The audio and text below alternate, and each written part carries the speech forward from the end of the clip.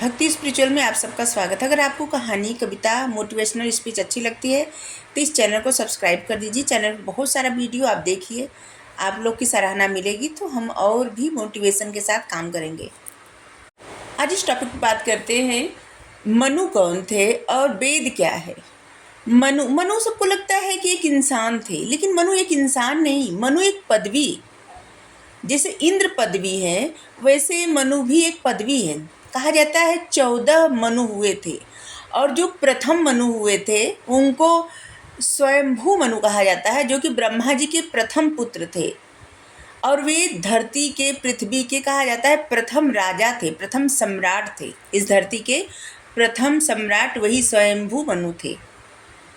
और मैत्रायणी संहिता में लिखा गया है कि स्वयंभू मनु की 10 पत्नियां थीं और उन्हीं के वंशज अभी तक उन्हीं के वंशज थे ऋषि वैवस्वत मनु। कहा जाता है कि जब जल प्लावन हुआ था, मतलब प्रलय आया था, उस समय वही मनु थे, वैवस्वत मनु। और कहा जाता है कि इस समय भी वही मनु है। मनु को ही कहा जाता है धर्म के प्रथम व्यवस्थापक, धर्मशास्त्र के प्रवर्तक। इस सब मनु को कहा जाता है क्योंकि मनु ने बहुत सारे शास्त्र लिखे थे और वो अपनी तरह की, मतलब मनु संहिता जो है उन्होंने लिखा था कि कैसे किसको रहना चाहिए। तो वो सब बातें अलग है, सिर्फ हम बात करते हैं मनु के बारे में, ठीक है। और मनु से ही सूर्यवंश और चंद्रवंश आरंभ हुआ था। जिसे सूर्यवंशी थे राजा रामचंद्र जी और चंद्रवंशी थे श्री कृष्ण भगवान जी। और वेद क्या है? वेद का मतलब होता है सुना हुआ या फिर जानना, एक तरह से ज्ञान भी कहा जा सकता है। और वेदों के बारे में कहा जाता है कि वेद जो है किसी एक इंसान ने नहीं लिखा, सुनी गई बातों या सुनी गए ज्ञान को जो एकत्रित किए थे, सुने गए ज्ञान को जो एकत्रित किए थे, उनका नाम था कृष्णद्वैपायन। कृष्णद्वैपायन मतलब उन्हीं को वेद व्यास कहा जाता है, क्योंकि उन्होंने वेदों का संकलन किया, वेदों को एकत्रित किया, इकट्ठा किया। इसीलिए वेदों को कहा जाता है अपौरुषेय, मतलब किसी इंसान ने नहीं लिखा, देव निर्मित, देवताओं ने लिखा है। और नृत्य एवं श्रुति मतलब सुना हुआ भी कहा जा सकता है। वेद इसीलिए नाम पड़ा क्योंकि विद मतलब विद्या, वो विद्या जो सुने गई बातों के आधार पर, वो ज्ञान विद्या जो सुनी गई थी, मतलब जानी गई थी, इसीलिए उसका नाम पड़ा वेद। विद मतलब सुनना, जानना। 4 प्रकार के वेदों का उल्लेख है, ऋग्वेद, सामवेद, यजुर्वेद और अथर्ववेद। इन चारों वेदों को संहिता भी कहते हैं।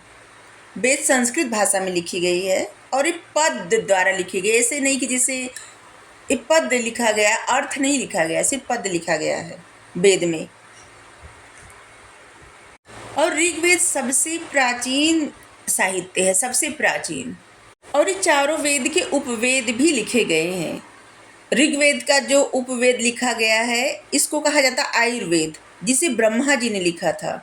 सामवेद का जो उपवेद लिखा गया था उसे कहा जाता है गंधर्व वेद, जिसको नारद जी ने लिखा है।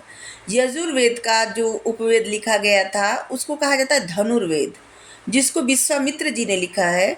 और अथर्ववेद का जो उपवेद लिखा गया है उसको कहा जाता है शिल्प वेद या फिर स्थापत्य वेद या फिर अर्थशास्त्र, जिसको विश्वकर्मा जी ने लिखा था। और इसी में एक शब्द आता है ब्राह्मण। ब्राह्मण का मतलब होता है कि ब्रह्मा मतलब यज्ञ और यण मतलब व्याख्या, जो यज्ञ की व्याख्या करे उसे ब्राह्मण कहा जाता है। ब्राह्मणों को वेदों का परिशिष्ट माना जाता है। इसमें इन्होंने ही वेदों में व्याख्याएं, जो पद लिखा गया था ना, उसको गद्य में व्याख्या किए ब्राह्मण लोग ही, ठीक है।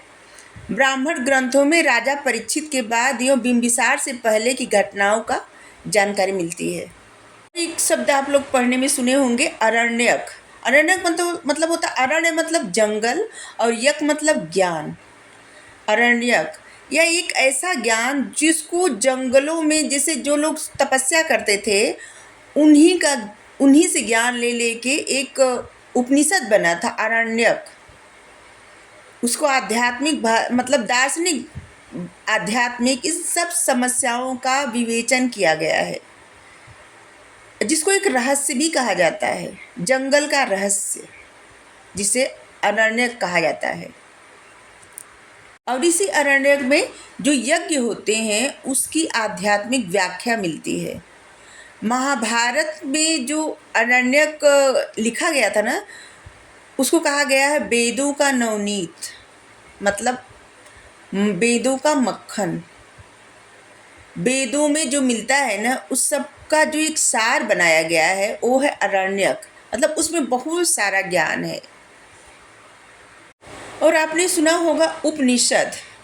उप मतलब गुरु के पास, और नि मतलब शिष्य, और शद मतलब बैठना। उपनिषद का मतलब होता है गुरु के पास शिष्य का बैठना। वैदिक साहित्य का अंतिम भाग, या फिर कहा जा सकता है कि वेदांत, मतलब जहाँ वेदों का अंत होता है उसको अब उपनिषद कहा जाता है। उपनिषदों में वेद का ज्ञान कांड कहा जाता है। उपनिषद जितने भी उपनिषद हैं उन सब को वेद का ज्ञान कांड कहा जाता है। अधिकांश उपनिषद संवाद के रूप में लिखे गए हैं। उपनिषद में आत्मा या ब्रह्मा का वर्णन है। अगर सोल के बारे में और ब्रह्म के बारे में जानना चाहते हैं तो उपनिषद पढ़ना चाहिए। जितने उपनिषद हैं जैसे मुंडक उपनिषद, श्वेतांबर उपनिषद, कठ उपनिषद, ईशोपनिषद, ये सब पद्य में लिखे गए हैं। और गद्य में जो लिखे गए हैं वो मांडुक्य उपनिषद, ऐतरेय उपनिषद, तैत्तिरीय उपनिषद, छंदोग्य उपनिषद, बृहदारण्यक उपनिषद, कौशितकी उपनिषद, ये सब गद्य में लिखे गए हैं। और सबसे प्राचीन गद्य उपनिषद जो है उसको गद्य में ही लिखा गया है। गद्य में लिखा गया प्राचीन उपनिषद है।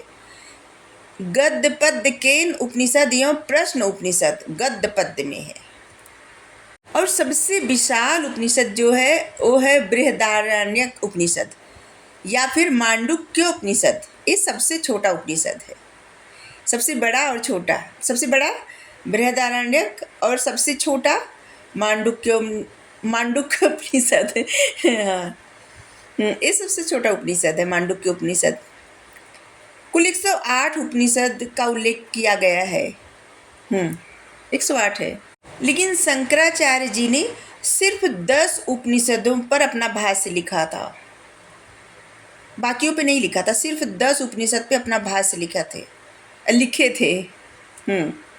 और जिन उपनिषद पे वो अपना भाष्य लिखे थे वो है ईश उपनिषद, केन उपनिषद, कठ उपनिषद, प्रश्न उपनिषद, मुंडक उपनिषद, मांडुक्य उपनिषद, तैत्तिरीय उपनिषद, ऐतरेय उपनिषद, छांदोग्य उपनिषद और बृहदारण्यक उपनिषद।